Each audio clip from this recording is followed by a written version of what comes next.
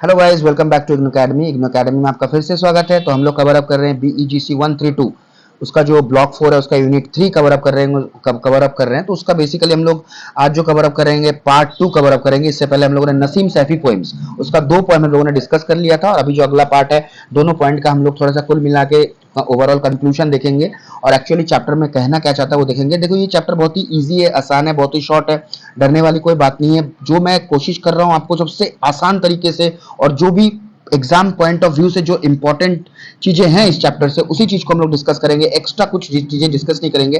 तो जो मैं पढ़ा रहा हूं आप ध्यान से पढ़िएगा, तभी आपको आसानी से कर सकते हैं, क्योंकि कल आपका एग्जाम है तो ज्यादा लोड नहीं लेना है, hard work and smart work करना है। ठीक है, ऐसा नहीं कि पूरा बुक लेके बैठ जाओ, ऐसा नहीं है। मैंने छांट रखा आपके लिए जो जो इंपॉर्टेंट पार्ट, जो जो आपके एग्जाम रिलेटेड पॉइंट से आने वाले हैं, वही सब आप करेंगे, वही सब मैं आपको कराने वाला हूं। ठीक है, तो बिना लेट के हुए बढ़ते हैं आगे। तो हम लोग अभी जो करने वाले हैं, देखिए, solitude for the girl child वो कर चुका है हम लोगों ने। अब देखिए नसीम सैफी का जो चीज है वो देखेंगे।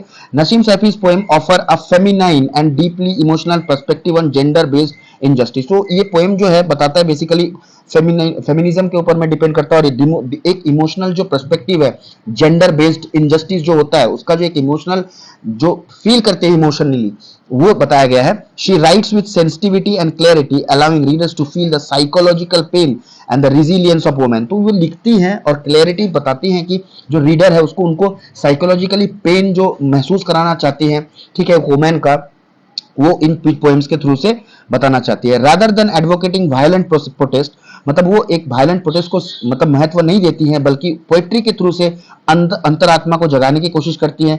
क्वाइट रेजिस्टेंट, चुपचाप, और सेल्फ रिफ्लेक्शन, खुद का रिफ्लेक्शन लाना चाहती हैं लोगों के ऊपर, ताकि लोगों को पता चले। ठीक है, she presents women not as a victim but as silent sufferers with immense strength who are fully capable of reclaiming their identity. तो वो कहना ये चाहती है कि देखो, वुमेन कोई विक्टिम नहीं है, वुमेन को वो विक्टिम नहीं बनाना चाहती है, बताना चाहती है, वो बताना चाहती है कि वो एक सफरर है और कितना स्ट्रेंथ है उनके अंदर में, जो कैपेबल है अपने आप की आइडेंटिटी को दोबारा से रिक्लेम करने के लिए। ठीक है, her focus is on emotional truth, उनका जो फोकस है इमोशनल ट्रूथ पे है, सच्चाई पे है, resonate universally across cultures and communities. Her poetic voice through though soft is clear, purposeful and strong. उसका जो पोएटिक वॉइस है सॉफ्ट है, क्लियर है, पर पर्पसफुल है और स्ट्रॉन्ग भी है। ठीक है, both poems adopt a lyrical and reflective tone.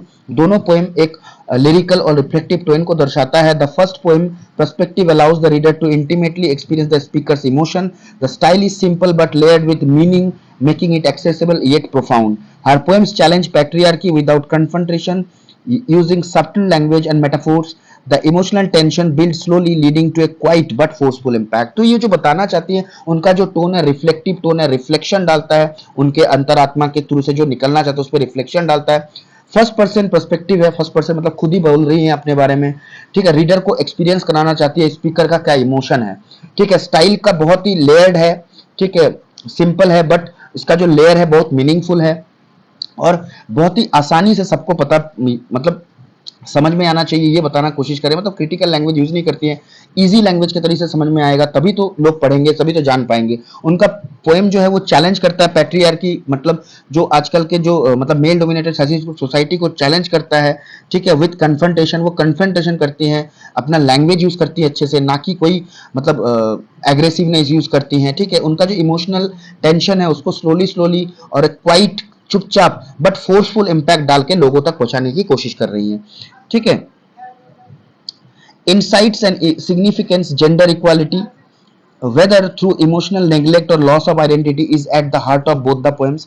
देखिए, जो इमोशनल नेग्लेक्ट है और लॉस ऑफ आइडेंटिटी है, दोनों पोएम का मेन जगह यही है कि इमोशनल जो नेग्लेक्ट है, लोग जो वुमेन्स के ऊपर में नेग्लेक्टिज्म करते हैं, उनके जो आइडेंटिटी को उनका लॉस होता है, आइडेंटिटी उनको सामने नहीं आने देते हैं, तो इसी चीज के ऊपर दोनों पोएम मतलब मेनली डिपेंड करता है।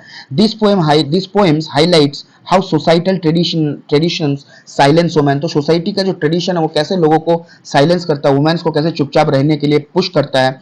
They push readers to reconsider social norms and advocate empathy, equality and dignity for women. तो वो रीडर्स को बताने की कोशिश करते हैं, देखो सोशल नॉर्म्स को छोड़िए, एम्पैथी मतलब डालने की कोशिश करते हैं। एम्पैथी सिंपैथी में फर्क होता है। सिंपैथी मतलब क्या होता है कि अपने आप को, मतलब किसी को बोल दिया आपने, मतलब अरे यार तुम्हारे साथ ऐसा हुआ, ठीक है यार सॉरी, मतलब सॉरी जताना उसको होता है सिंपैथी। एम्पैथी मतलब अपने आप को उस जगह पे रख के देखना। तो लोगों के अंदर एम्पैथी जगाने की कोशिश करती है, इक्वालिटी बोलने की कोशिश करती है कि हर एक कोई इक्वल है, वुमेन मैन दोनों, और वुमेन के लिए श्रद्धा भक्ति जगाने की कोशिश करती है।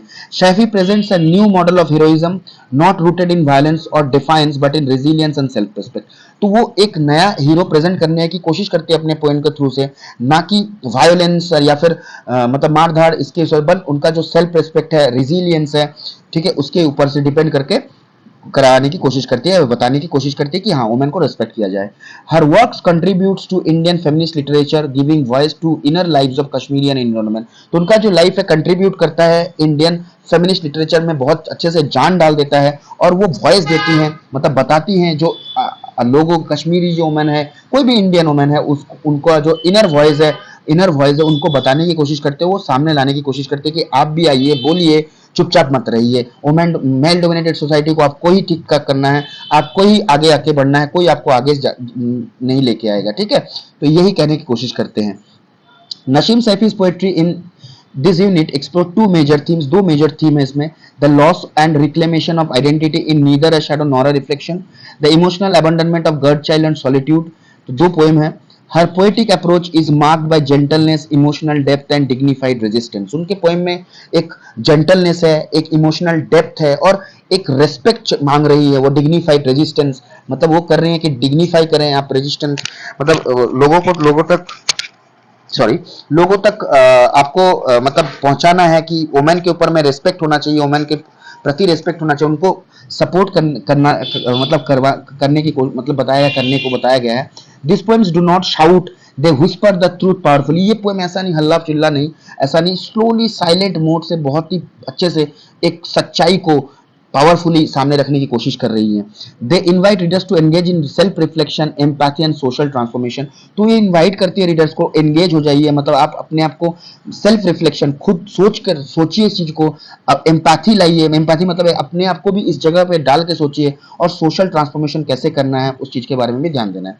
They are an essential part of the woman speak discourse in Indian literature, presenting realistic and emotionally resonant narrative that challenge patriarchal assumptions with quite grace and irresistance। तो ये चैलेंज करती है, एक रियलिस्टिक चीजें को दर्शाने की कोशिश करते हैं, इमोशनली एक चीजों को सामने लाने की कोशिश करती है, और चैलेंज करती है जो पैट्रियार्कल अजम्पशंस हैं, जो patriarchal society, male dominated society women के बारे में सोचती है, इनको हटाते हुए और इनके प्रति एक क्वाइट और इनर स्ट्रेंथ तैयार करते हुए, मतलब अंदर से एक शक्तिशाली होना और दुनिया के आगे अपने आप को साबित करना, यही उनका मेन उद्देश्य है यहाँ पे, ठीक है।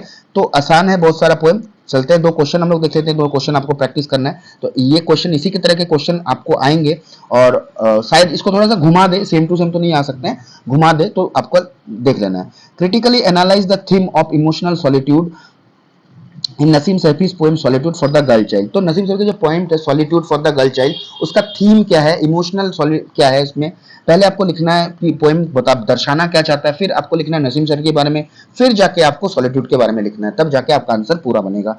Discuss the symbolic significance of shadow and the reflection in neither shadow nor a reflection, how does the poem represent female identity। तो ये फीमेल आइडेंटिटी को कैसे दर्शाता है, फीमेल आइडेंटिटी में क्या प्रॉब्लम होती है, कैसे फीमेल आइडेंटिटी को सामने रखने की कोशिश किया गया है यहाँ पे, तो उस चीज को आपको दर्शाना है। सेम प्रोसेस में आपको आंसर लिखना है, पहले तो थोड़ा सा पोएम के बारे में लिखना है कि एक्चुअली पोएम का थीम क्या है, उसके बाद में पोएट के बारे में थोड़ा सा इंट्रोडक्शन देना है, फिर जाके आपको इस पोएम के बारे में पूरा लिखना है। तो आसानी से आप लिख सकते हैं। तो होप आपको वीडियो पसंद आया है, ठीक है। मिलते हैं अगले जो यूनिट है उसमें कवर अप करेंगे हम लोग, ठीक है। तो अगर चैनल में नए हैं तो प्लीज चैनल को आप लोग क्या करिएगा, सब्सक्राइब कर दीजिएगा, ठीक है। वीडियो पसंद आए तो लाइक जरूर करना है, एक लाइक से आपका मेरा बहुत मोटिवेशन बनता है। शेयर करिए दोस्तों के साथ में, कमेंट जरूर करना है, और पहले ही बताया मैंने, आलतू फालतू कमेंट नहीं करना है, ठीक है। मेरे जो भाई लोग हैं, मेरे जो दोस्त लोग हैं, मेरे जो स्टूडेंट्स हैं, best of luck for your examinations. And जो लोग सच में मुझे प्यार करते हैं वो जरूर सब्सक्राइब और कमेंट जरूर करके जाएंगे, और लाइक भी करके जाएंगे। थैंक यू, बने रहिए हमारे साथ में।